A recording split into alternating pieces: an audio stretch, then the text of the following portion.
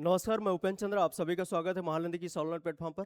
आज हम देख लेते हैं कि एएसआई और एएसआई के लिए इकोनॉमिक्स कितना इंपॉर्टेंट है। और इस एक ही वीडियो में हम प्रयास करेंगे कि जितने भी इकोनॉमिक्स के क्वेश्चन होते हैं, जहाँ से मैक्सिमम टॉपिक ऐसे हैं जहाँ से एक क्वेश्चन दो क्वेश्चन हमेशा पूछा जाता है, उस टॉपिक को हम देखेंगे ताकि हमारा कोई सा भी क्वेश्चन न छूटे, एएसआई के एग्जाम में हो चाहे एएसआई का। जैसे कि देखा जाए, पुराने जितने भी एग्जाम हुए हैं, चाहे पीएससी का हो, चाहे आपके मंडी इंस्पेक्टर का हो, सब में आप देखेंगे कि मैक्सिमम क्वेश्चन आपके इकोनॉमिक्स से पूछे गए। पीएससी में लगभग 4 क्वेश्चन 5 क्वेश्चन आपके इकोनॉमिक्स से। जो मंडी इंस्पेक्टर के एग्जाम हुआ है उसमें 6 से 7 क्वेश्चन अकेला इकोनॉमिक्स से पूछा गया। जितना क्वेश्चन इकोनॉमिक्स से पूछा गया अन्य सब्जेक्ट से, उतना जीएस के किसी भी अन्य सब्जेक्ट से नहीं पूछा गया है। तो हमारे लिए इंपॉर्टेंट क्या है, आज हम जितने भी इंपॉर्टेंट टॉपिक है इकोनॉमिक्स के, अर्थव्यवस्था के, उन सब को हम देखेंगे ताकि हमारा जो कॉन्सेप्ट है वो क्लियर हो कि कहाँ कहाँ से किन किन टॉपिक से सबसे ज्यादा क्वेश्चन पूछा जा रहा है। जैसे कि देखा जाए तो एएसआई के एग्जाम है 12 जुलाई को।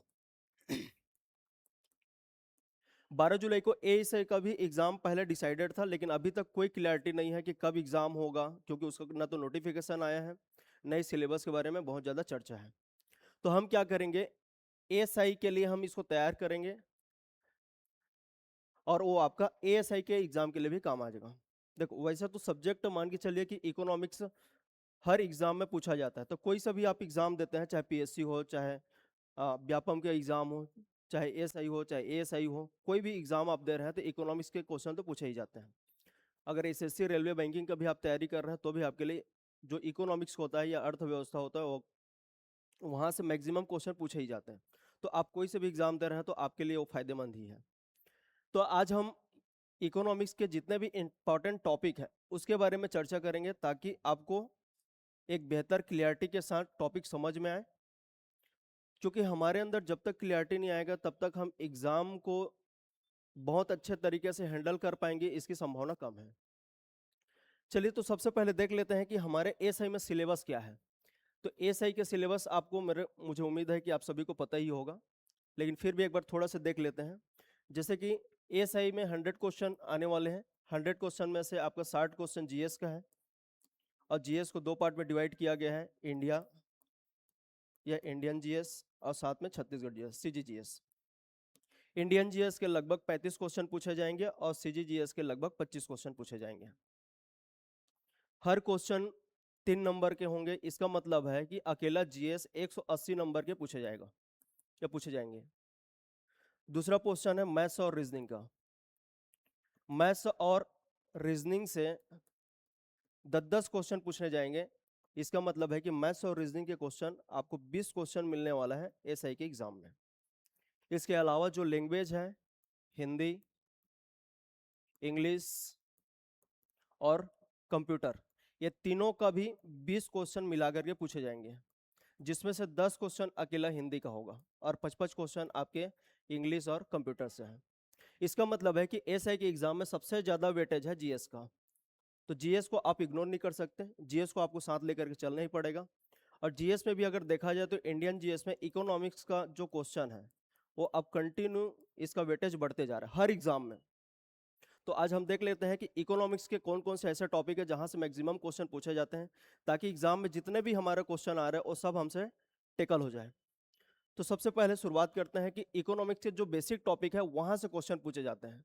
तो इकोनॉमिक्स के बेसिक में क्या क्या पूछे जाते हैं, जैसे सिंपल, या तो एडम स्मिथ के बारे में पूछ लिया,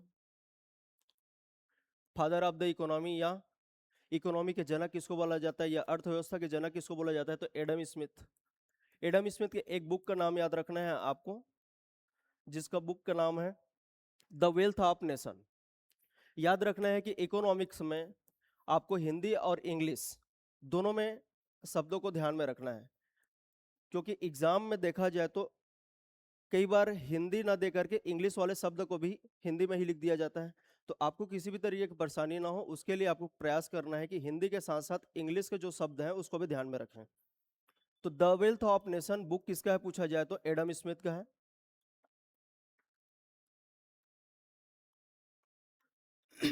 दूसरा बेसिक से क्वेश्चन आता है, ब्रांच ऑफ इकोनॉमिक्स के, इकोनॉमी के शाखा क्या क्या है, या कौन कौन से शाखा है या कौन कौन से ब्रांच है? तो जैसे कि इकोनॉमिक्स के शाखा में देखा जाए तो माइक्रो इकोनॉमिक और macro economic, micro and macro.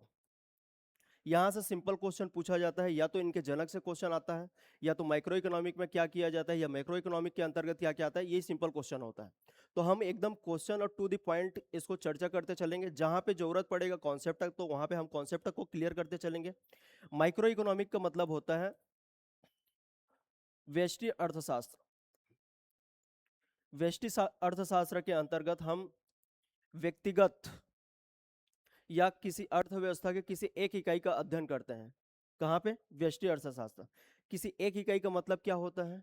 तो या तो जैसे कि देखा जाए तो अर्थव्यवस्था में बहुत सारी इकाइयां काम कर रही हैं, बहुत सारी कंपनियां काम कर रही हैं। यदि हम किसी एक कंपनी का अध्ययन करेंगे उसके उत्पादन का, तो हम कहाँ करेंगे? तो व्यष्टि अर्थशास्त्र के अंतर्गत करेंगे।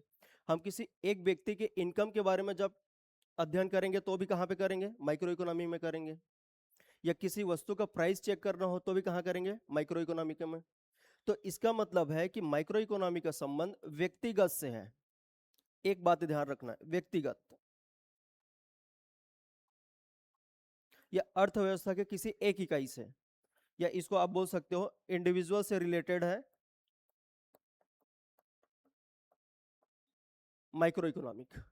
माइक्रो इकोनॉमिक के अंतर्गत हम संपूर्ण इकोनॉमी का एक साथ कंबाइंड स्टडी करते हैं। जैसे कि एक आर्थिक इकाई का अध्ययन करते हैं माइक्रो इकोनॉमिक में, लेकिन सभी आर्थिक इकाइयों को मिला करके कंबाइंड स्टडी किया जाता है मैक्रो इकोनॉमिक के अंतर्गत। तो मैक्रो इकोनॉमिक के अंतर्गत क्या क्या हम अध्ययन करते हैं? तो जीडीपी के बारे में पढ़ते हैं। अब यहाँ से क्वेश्चन सिंपल पूछा जाता है कि जीडीपी किसका हिस्सा है, माइक्रो इकोनॉमिक का हिस्सा है या मैक्रो इकोनॉमिक का? तो मैक्रो इकोनॉमिक को समष्टि अर्थशास्त्र बोला जाता है, इसको ध्यान में रखना है। और इसके अंतर्गत हम जीडीपी, नेशनल इनकम, पॉवर्टी गरीबी, जीडीपी सकल घरेलू उत्पाद, नेशनल इनकम राष्ट्रीय उत्पाद, सॉरी राष्ट्रीय आय, और पॉवर्टी यही अनएम्प्लॉयमेंट, इन सब का अध्ययन हम करते हैं कहाँ पे? मैक्रो इकोनॉमिक के अंतर्गत। तो यहाँ से सिंपल क्वेश्चन पूछे जाते हैं कि मैक्रो इकोनॉमिक के अंतर्गत क्या क्या क्वेश्चन आते हैं, या क्या क्या या किसके बारे में अध्ययन करते हैं। अब यहाँ से बेसिक क्वेश्चन आता है कि मैक्रो इकोनॉमिक का जनक कौन है और मैक्रो इकोनॉमिक का जनक कौन है? तो माइक्रो इकोनॉमिक के father of the micro economic बोला जाता है अल्फ्रेड मार्शल को। Alfred Marshall. और मैक्रो इकोनॉमिक के जनक या फादर माने जाते हैं जॉन मेनार्ड किन्स।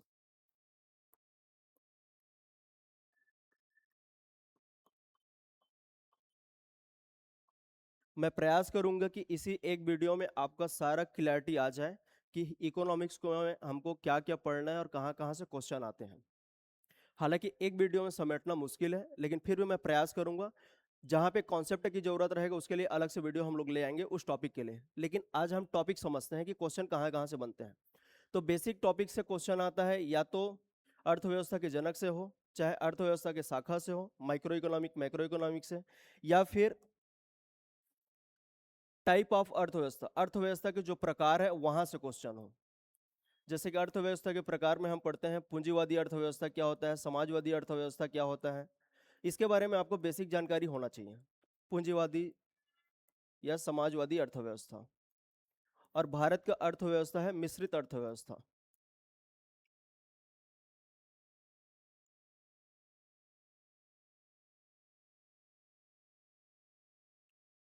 तो पूंजीवादी अर्थव्यवस्था का मतलब क्या होता है? तो पूंजीवादी अर्थव्यवस्था के अंतर्गत निजी क्षेत्र की भूमिका सबसे ज्यादा होती है। जितने भी आपके आर्थिक गतिविधि होते हैं, आर्थिक गतिविधि का मतलब क्या होता है? आर्थिक गतिविधि का मतलब होता है वस्तुओं एवं सेवाओं का उत्पादन, वितरण एवं उपभोग। तो निजी क्षेत्र का भूमिका पूंजीवादी अर्थव्यवस्था में सबसे ज्यादा है। कैपिटलिस्ट इकोनॉमी में सबसे ज्यादा इंपॉर्टेंट रोल कौन प्ले करता है? तो प्राइवेट सेक्टर। समाजवादी अर्थव्यवस्था में सार्वजनिक क्षेत्र की भूमिका सबसे ज्यादा होती है। तो सोशलिस्ट इकोनॉमी में देखा जाए तो गवर्नमेंट की रोल सबसे ज़्यादा होती है, जबकि मिश्रित अर्थव्यवस्था में निजी और सार्वजनिक दोनों क्षेत्र की भूमिका होती है। तो भारत में कौन सा अर्थव्यवस्था है पूछा जाए, या अर्थव्यवस्था के किस प्रकार को अपनाया है पूछा जाए तो मिश्रित अर्थव्यवस्था को। यहाँ से बेसिक क्वेश्चन है, इसके अलावा कुछ और टर्म्स हैं उसको भी ध्यान में रखना है। जैसे कि एक है साम्यवादी अर्थव्यवस्था का मतलब क्या होता है, और अभी एक नया टर्म्स निकल करके आया है। जब 2023 में इलेक्शन चल रहा था तो अर्जेंटीना में के जो प्रेसिडेंट थे, ये प्रेसिडेंट के इलेक्शन में जो खड़े थे, जेवियर मिलाई, उन्होंने एक टर्म दिया था एनार्को कैपिटलिज्म। एनार्को कैपिटलिज्म,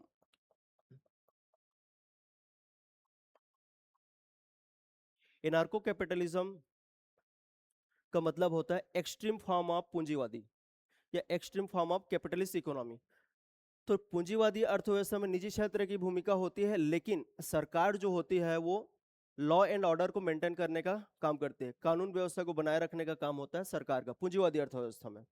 जबकि इनार्को कैपिटलिज्म में सरकार के पास कुछ भी काम नहीं होता, यहाँ तक कि कानून व्यवस्था को बनाए रखने का जिम्मेदारी भी निजी क्षेत्र को दे दिया जाता है। इसीलिए इसको बोला जाता है extreme form of capitalist economy या पूंजीवादी अर्थव्यवस्था का एक और अगला चरण है। तो इसके बारे में बेसिक जानकारी रखना, हालांकि इसको पूछेंगे इसकी संभावना कम है। तो अर्थव्यवस्था के प्रकार से क्वेश्चन आता है।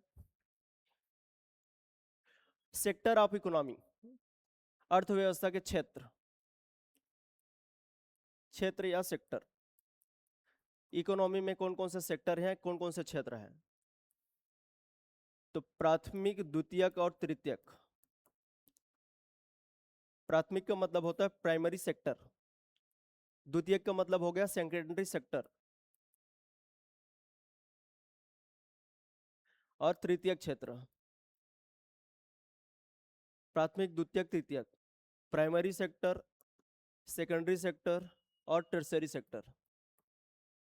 ये तीनों क्षेत्र के बारे में देखेंगे। प्राथमिक क्षेत्र में हम कृषि के बारे में स्टडी करेंगे, द्वितीय क्षेत्र में उद्योग का, और अभी जितने एग्जाम हो रहे हैं सब में इतने क्वेश्चन पूछे जा रहे हैं यहाँ से। जैसे कि अभी मंडी इंस्पेक्टर में भी क्वेश्चन आया था कि कौन सा क्षेत्र जीडीपी में सबसे बड़ा रोल प्ले करता है या सबसे ज्यादा, मतलब कि जीडीपी में योगदान किसका है, तो प्राइमरी, द्वितीय, सॉरी सेकेंडरी या टर्सरी। तो सेवा क्षेत्र का योगदान जीडीपी में सबसे ज्यादा है।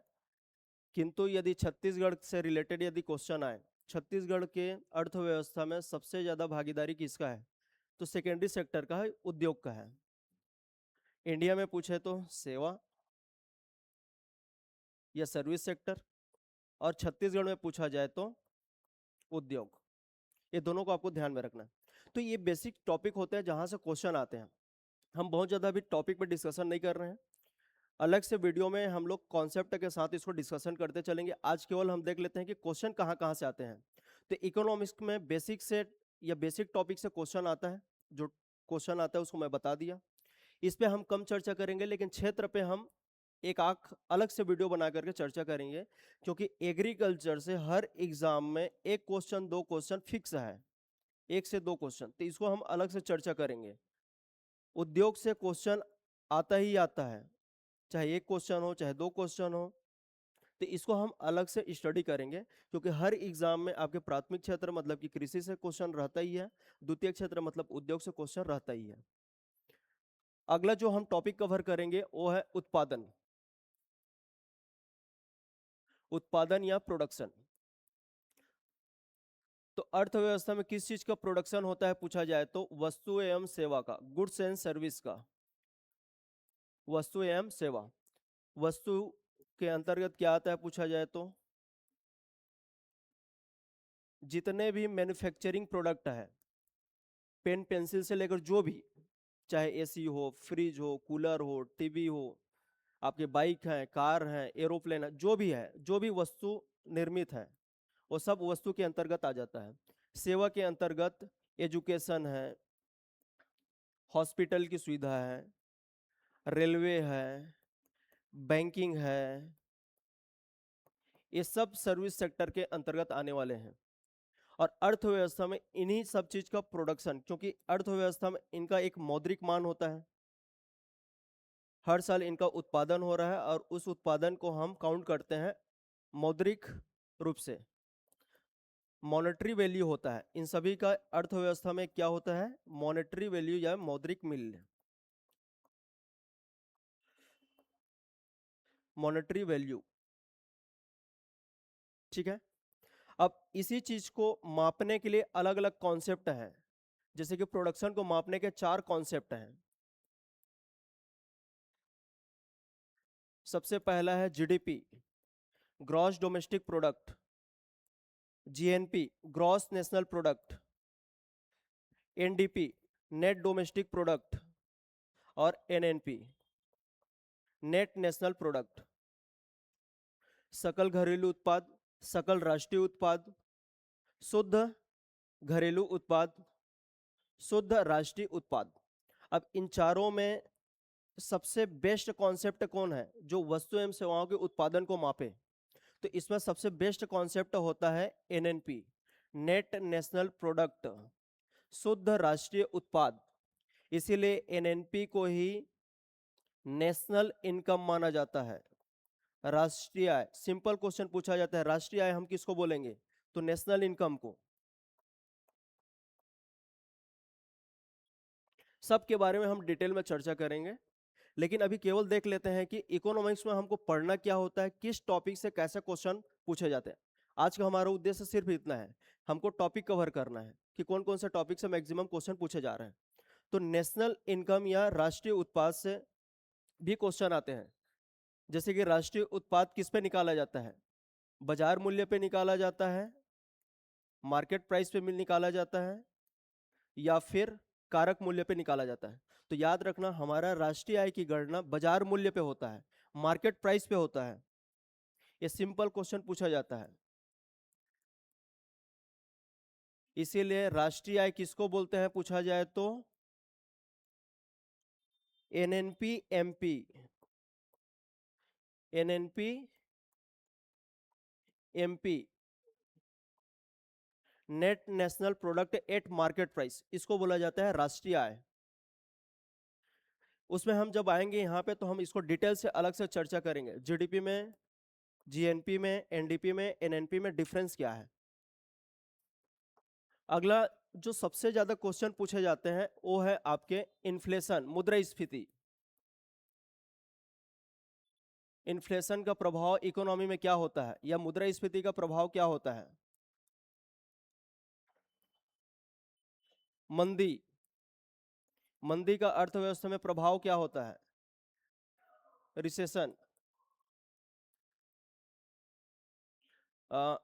रुपए का अवमूल्यन, इस बार क्वेश्चन पूछा गया था अवमूल्यन से। तो रुपए का अवमूल्यन या डिवैल्यूएशन का मतलब क्या होता है? इसको अलग से हम टॉपिक कवर करेंगे जब परिवर्तनीयता, कन्वर्टिबिलिटी पढ़ेंगे। तो अवमूल्यन देखा जाए तो अभी इंडिया में 3 बार हुआ है, 1949 में, 1966 में, और 1991 में। ये इस बार पीएससी में क्वेश्चन पूछा था कि भारत में डिवैल्यूएशन या रुपए का अवमूल्यन कितने बार किया गया है। हम अलग से टॉपिक में कवर करेंगे कि अवमूल्यन का मतलब क्या होता है, अवमूल्यन क्यों किया जाता है, इसका प्रभाव क्या होता है अर्थव्यवस्था में, अवमूल्यन से निर्यात में वृद्धि होता है कि आयात में कमी होता है, क्या होता है, किसके लिए किया जाता है, ये सब हम लोग सेपरेट अलग से टॉपिक में कवर करेंगे। देखो, ये तीनों को अर्थव्यवस्था में एक चैलेंज के रूप में लिया जाता है। किसी देश की रुपए का वैल्यू अगर कंटिन्यू गिर रहा है तो एक समस्या है, चैलेंज है। जैसे कि अभी देखा जाए कि डॉलर के मुकाबले रुपए का जो वैल्यू है कंटिन्यू कम होते जा रहा है, तो वो एक चैलेंज भी है। अब देखो, इन चैलेंज या चुनौती को इन चुनौतियों का समाधान के लिए आरबीआई के द्वारा मौद्रिक नीति बनाया जाता है। आरबीआई के द्वारा क्या बनाया जाता है? मौद्रिक नीति, मॉनेटरी पॉलिसी।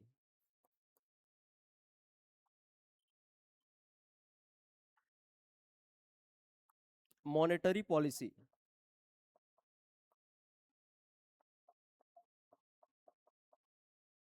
और सरकार के द्वारा बनाया जाता है राजकोषीय नीति। कई बार सिंपल क्वेश्चन पूछ लेता है कि राजकोषीय नीति कौन बनाता है या मौद्रिक नीति कौन बनाता है। तो आरबीआई बनाता है मौद्रिक नीति, राजकोषीय नीति बनाता है गवर्नमेंट ऑफ इंडिया, और गवर्नमेंट ऑफ इंडिया के बिहाफ पे बनाती है फाइनेंस मिनिस्ट्री। तो राजकोषीय नीति या फिस्कल पॉलिसी कौन बनाता है पूछा जाए तो फाइनेंस मिनिस्ट्री, वित्त मंत्रालय, फाइनेंस मिनिस्ट्री या वित्त मंत्रालय। ये सिंपल क्वेश्चन आता है। अगले देख लेते हैं कि हम राजकोषीय नीति और मौद्रिक नीति में पढ़ते क्या क्या है।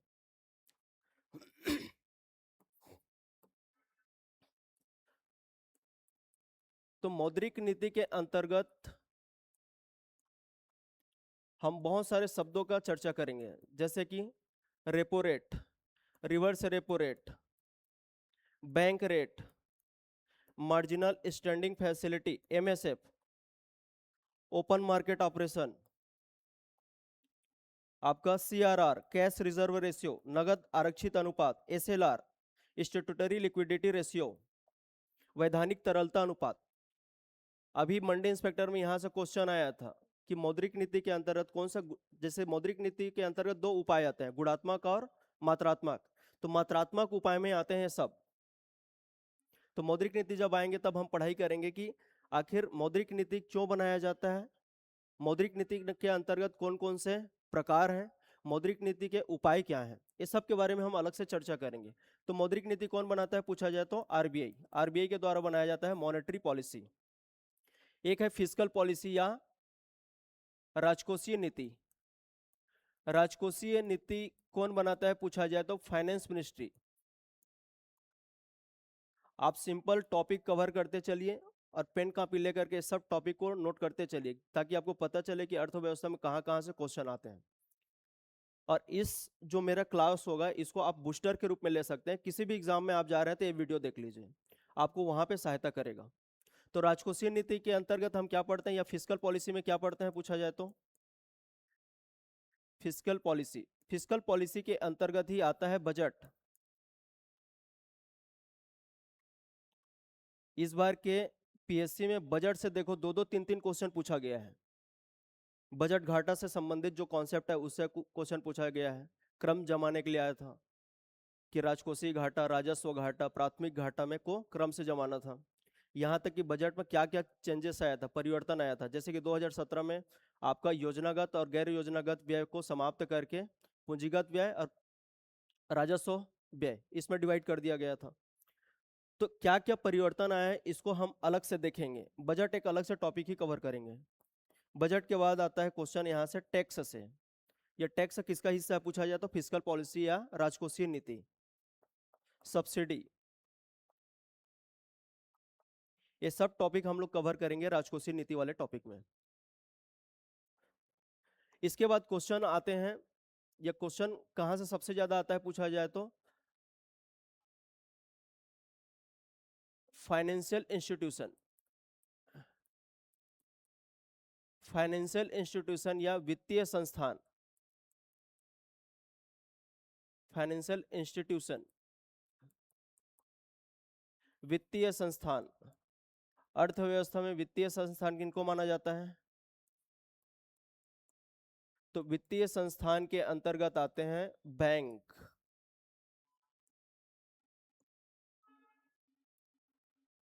डीएफआई, डेवलपमेंट फाइनेंस इंस्टीट्यूशन, विकास वित्त संस्थान बोलते हैं, जैसे कि नबार्ड, एक्सिम बैंक,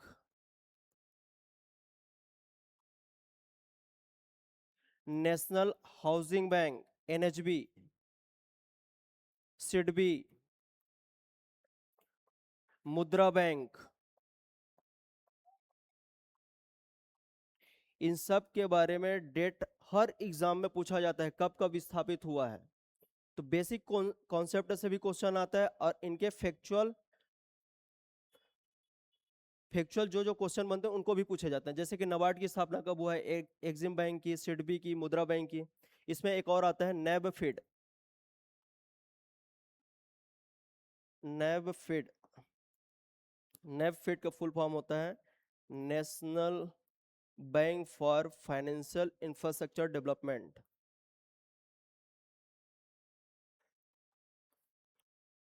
ठीक है, तो इसको हम अलग से टॉपिक कवर करेंगे डीएफआई में, क्योंकि कई बार इनके कार्यों से भी क्वेश्चन आता है, इनके काम क्या है, बैंक से कैसे अलग है नाबार्ड, एक्सिम या NHB.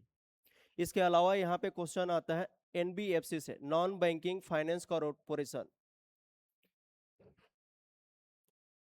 Non banking finance corporation, या इसको बोला जाता है गैर बैंकिंग वित्त संस्थान, नॉन बैंकिंग फाइनेंस कॉर्पोरेशन। जैसे कि आपका इंश्योरेंस, इंश्योरेंस कंपनियां, भारत का पहला इंश्योरेंस कंपनी माना जाता है एलआईसी। एलआईसी की स्थापना हुआ था 1956 में, 1956 में। Mutual fund, mutual fund, Bharat का पहला म्यूचुअल फंड माना जाता है UTI, unit trust of India. तो इंश्योरेंस कंपनियां क्या होती है, म्यूचुअल फंड क्या होते हैं, ये कैसे बैंक से अलग है, कैसे डीएफआई से अलग है, क्योंकि इन तीनों को ही रखा गया है किसमें, वित्तीय संस्थानों में। वित्तीय संस्थान के काम क्या होते हैं, इकोनॉमी में इनका भूमिका क्या है, इन सब के बारे में हम चर्चा करेंगे जब इस टॉपिक में हम आएंगे। आज आप केवल टॉपिक कवर करते चलिए कि कहाँ कहाँ से मैक्सिमम क्वेश्चन पूछे जाते हैं। इसके बाद आपको पढ़ना है फाइनेंशियल मार्केट। फाइनेंशियल मार्केट के अंतर्गत या वित्तीय बाजार, वित्तीय बाजार के अंतर्गत हम अध्ययन करते हैं मुद्रा बाजार और पूंजी बाजार का। मुद्रा बाजार और पूंजी बाजार।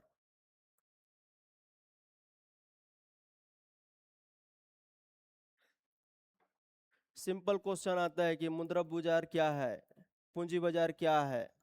जैसे पूंजी बाजार के अंतर्गत ही आपका शेयर बाजार आता है, शेयर मार्केट आता है, स्टॉक मार्केट आता है। शेयर मार्केट, शेयर बाजार। ठीक है, दोनों जगह का अलग अलग इंस्ट्रूमेंट है। जैसे कि वित्तीय संस्थान, वित्तीय बाजार, वित्तीय बाजार का मतलब होता है जहां पे वित्तीय लेन देन किए जाते हैं। जैसे मुद्रा बाजार के अंतर्गत सबसे ज्यादा सक्रिय होता है बैंक, और वित्तीय बाजार में वित्तीय लेन देन होते हैं ऋण पत्रों के माध्यम से। ऋण पत्र, जैसे कि bond, share, G-sec, CP, CB.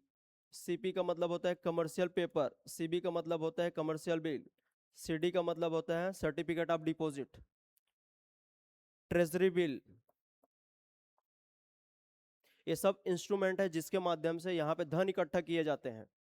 जब वित्तीय बाजार हम पढ़ेंगे तो वहां पे स्टडी करेंगे, तो आपको केवल अभी ध्यान में रखना है कि वित्तीय बाजार के अंतर्गत हम किसको क्या क्या पढ़ाई करते हैं। तो मुद्रा बाजार, मुद्रा बाजार को इंग्लिश में बोला जाता है मनी मार्केट।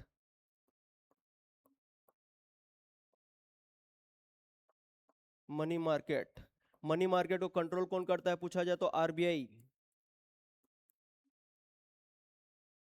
पूंजी बाजार को बोला जाता है कैपिटल मार्केट, कैपिटल मार्केट।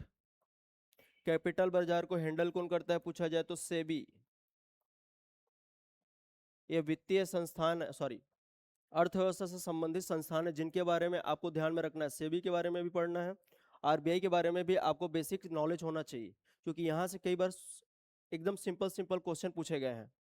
तो वित्त बाजार के अंतर्गत हमको स्टडी करना है मुद्रा बाजार के बारे में और पूंजी बाजार के बारे में। इसके अलावा हमको स्टडी करना है BOP, balance of payment. Balance of payment के अंतर्गत दो अकाउंट के बारे में पढ़ना है। एक है आपका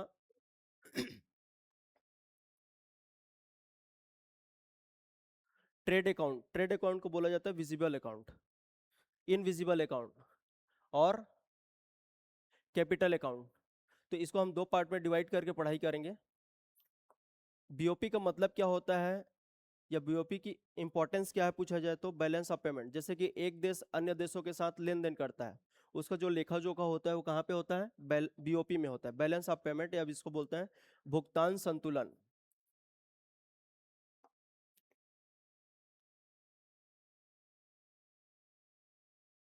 भुगतान संतुलन,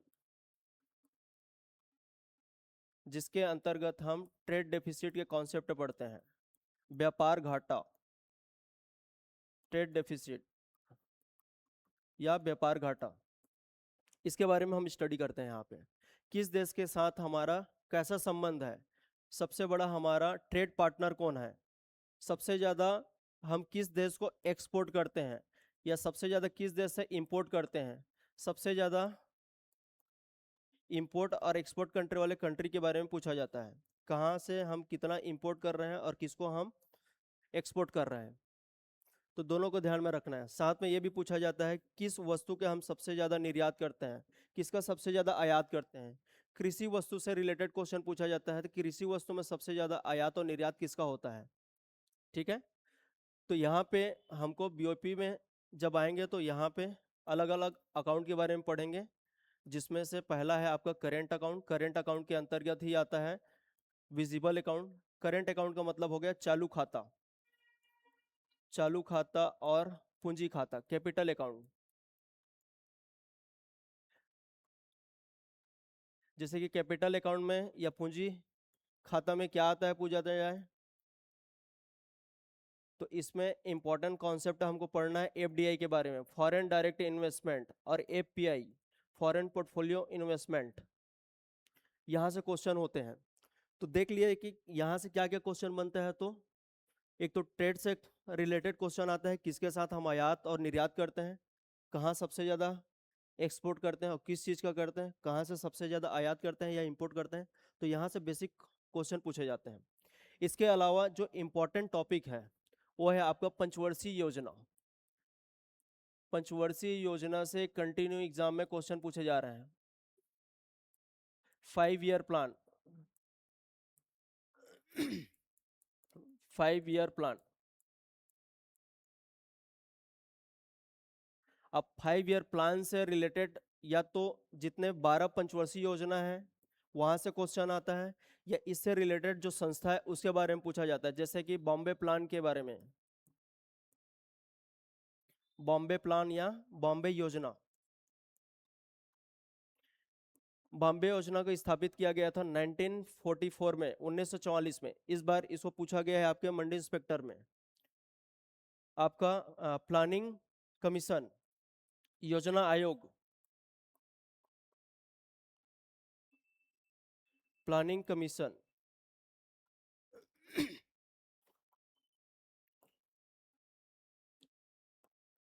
नीति आयोग,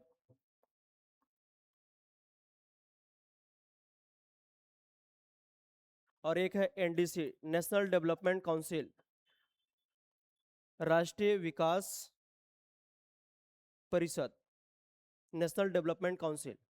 तो बॉम्बे प्लान 1944 में आया। प्लानिंग कमीशन का स्थापना 1950 में हुआ, 15 मार्च 1950 को। नीति आयोग 1 जनवरी 2015 को इसको स्थापित किया गया, और प्लानिंग कमीशन का नाम चेंज कर ही नीति आयोग के रूप में स्थापित किया गया। तो इन सब के बारे में बेसिक हम देखेंगे पंचवर्षीय योजना में। एनडीसी, एनडीसी का स्थापना हुआ था 1952 में, 6 अगस्त 1952। तो यहाँ से बेसिक क्वेश्चन पूछे जाते हैं।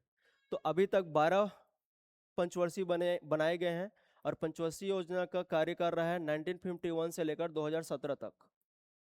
ये 12 पंचवर्षीय योजना आपके लिए इंपॉर्टेंट है, जहाँ जहाँ पे इंपॉर्टेंट फैक्चुअल चीज़ें हैं उसको ध्यान में रखना है। तो पंचवर्षीय योजना के लिए अलग से हम टॉपिक कवर करेंगे, तो वहाँ पे आपको हेल्प मिल जाएगा। इसके अलावा सोशियो इकोनॉमिक इश्यू, सामाजिक आर्थिक मुद्दे से क्वेश्चन आते हैं।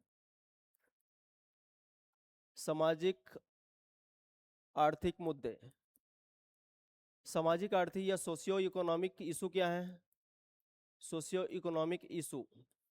तो जैसे कि असमानता से रिलेटेड क्वेश्चन आता है, इनइक्वालिटी से, या बेरोजगारी से संबंधित क्वेश्चन पूछा जाता है। और ज्यादातर बेरोजगारी से क्वेश्चन आता है तो क्वेश्चन पूछा जाता है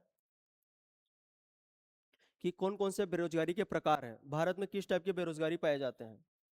दूसरा गरीबी, पॉवर्टी, गरीबी से रिलेटेड सबसे ज्यादा क्वेश्चन आता है, गरीबी से संबंधित समितियां। पॉवर्टी से रिलेटेड कौन कौन से समिति बनाए गए थे, कमिटी कौन कौन से गठित किए गए थे। पॉवर्टी, तो पॉवर्टी से रिलेटेड यदि कमिटी देखा जाए तो वाई के अलग कमेटी, वाई के अलग कमेटी आया था 1979 में। Lakdawala committee, DT Lakdawala, DT Lakdawala, DT Lakdawala 1993, 1993। इसके अलावा सुरेश तेंदुलकर कमेटी, सुरेश तेंदुलकर कमेटी आया था 2009 में, अपना रिपोर्ट सौंपा। अब फिर उसके बाद सी रंगराजन समिति, देखो हर जगह अलग अलग इनके डेट मिलते हैं लेकिन आपको ध्यान में रखना है इसी को ही। सी रंगराजन समिति 2014। इन सभी समितियों के बारे में देखेंगे क्योंकि गरीबी से संबंधित बेसिक टॉपिक से भी क्वेश्चन आता है और समिति से भी। तो सोशियो या सामाजिक आर्थिक जो मुद्दे पढ़ेंगे तो वहां पे इसको देखेंगे। इसके अलावा क्वेश्चन क्या आते हैं, तो अभी जैसे कि देखा जाए तो एग्जाम में जितने भी इंपॉर्टेंट आपके कमिटियां हैं, चाहे वो कृषि से संबंधित हो, चाहे कर से संबंधित हो, चाहे बैंक से संबंधित हो, हर एग्जाम में इसको पूछा जा रहा है। तो महत्वपूर्ण समितियों के बारे में हम लोग अलग से टॉपिक करेंगे कि कौन कौन से समिति कहाँ कहाँ या किस किस चीज के लिए गठित की गई थी। महत्वपूर्ण समितियां, इंपॉर्टेंट कमिटी,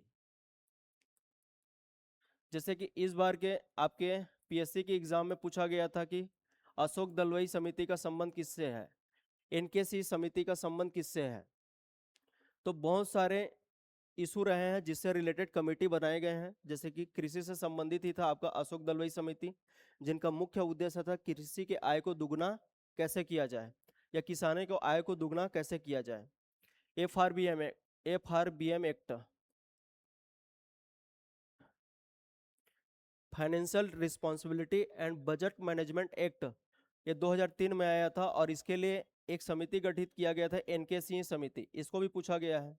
तो यही हम अलग अलग से समितियों के बारे में चर्चा करेंगे।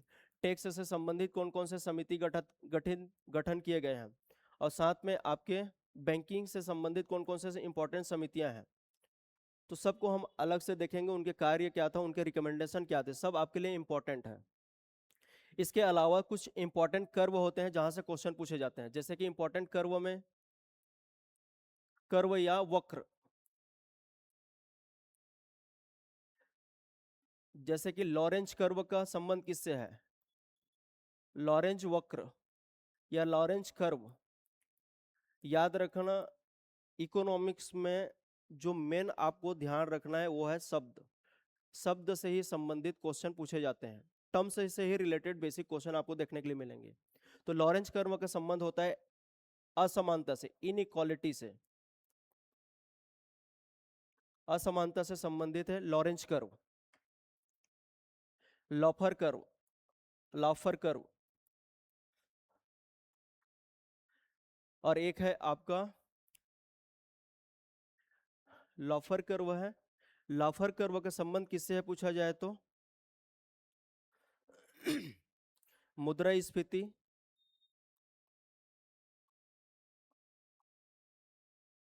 और बेरोजगारी के मध्य संबंध दिखाता है। मुद्रास्फीति जब हाई होता है तो बेरोजगारी दर कैसे होता है, इसको बताता है कौन सा कर्व, लॉफर कर्व। और एक और कर्व है Phillips curve, Phillips curve, Phillips curve का, सॉरी इसमें कंफ्यूजन है, जो आपके लॉफर है, लॉफर कर्व का संबंध है आपके टैक्सेशन से, कर से, कर राजस्व की प्राप्ति से।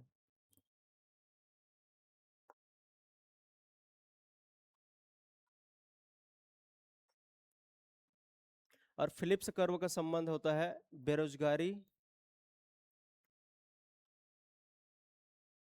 का संबंध या मुद्रास्फीति का संबंध बेरोजगारी से कैसे है। मुद्रास्फीति का मतलब होता है इन्फ्लेशन। इन्फ्लेशन का रिलेशन, इन्फ्लेशन और अनएम्प्लॉयमेंट का रिलेशन दिखाता है फिलिप्स कर्व।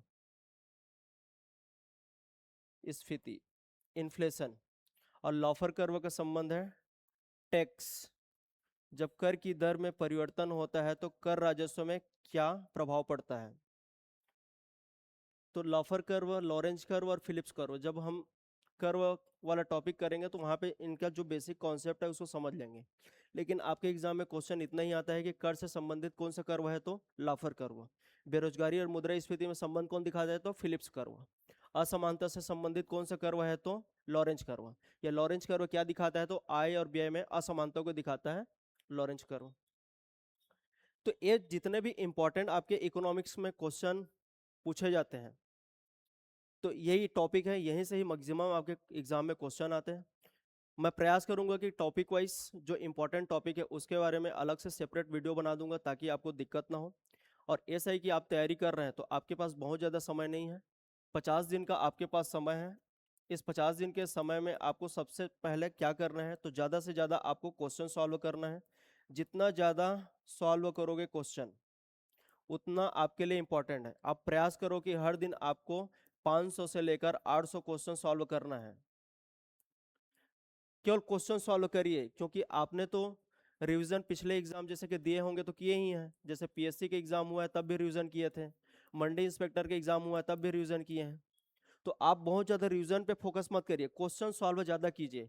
और लास्ट जब 10 से 12 दिन बच जाएगा तो आप एक बार फिर से अलग से रिवीजन अपने स्तर पे कर लीजिए, इसका बेनिफिट आपके एग्जाम में होगा।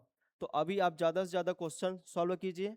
और मैं जो आपके लिए बूस्टर क्लास के रूप में जो टॉपिक कवर करूँगा उसको आपको केवल देख लेना है, ताकि आपके एग्जाम में कोई भी क्वेश्चन ना छूटे, या आपको पता चल जाएगी कहाँ कहाँ से क्वेश्चन आता है। तो आप अपना जैसे तैयारी कर रहे हो वैसा करते रहिए।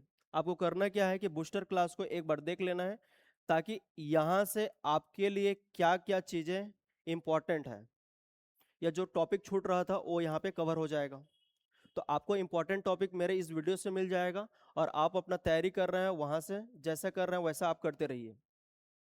केवल आपको अपने अकॉर्डिंग इस वीडियो को यूज़ करना है, ना कि इस वीडियो के अकॉर्डिंग आपको चलना है। तो आपके एग्ज़ाम के लिए ये इम्पॉर्टेंट है। तो मैं इंपॉर्टेंट टॉपिक पे क्वेश्चन लेकर के आऊँगा, और जो बेसिक कॉन्सेप्ट है वो भी आपका क्लियर होते जाएगा। तो एसआई के लिए भी इम्पॉर्टेंट है, और आगे कोई से भी एग्ज़ाम देंगे तो भी ये बूस्टर क्लास आपके लिए हेल्पफुल ही रहेगा, क्योंकि एग्ज़ाम तो हर 6 महीने में एक ना एक रहता ही है ना। तो एक बार आप इसको देख लेंगे तो आपको बेनिफिट मिलेगा कि इकोनॉमिक्स से कौन कौन से टॉपिक से क्वेश्चन आता है, कैसे कैसे क्वेश्चन पूछे जाते हैं, और कौन सा टॉपिक है जहाँ पे मैक्सिमम क्वेश्चन पूछे जाते हैं। तो इस वीडियो को आप पूरा देख लीजिए, उसका बेनिफिट आपको ऑटोमेटिक एग्जाम में देखने के लिए मिलेगा। तब तक के लिए धन्यवाद, फिर नेक्स्ट वीडियो में मिलते हैं।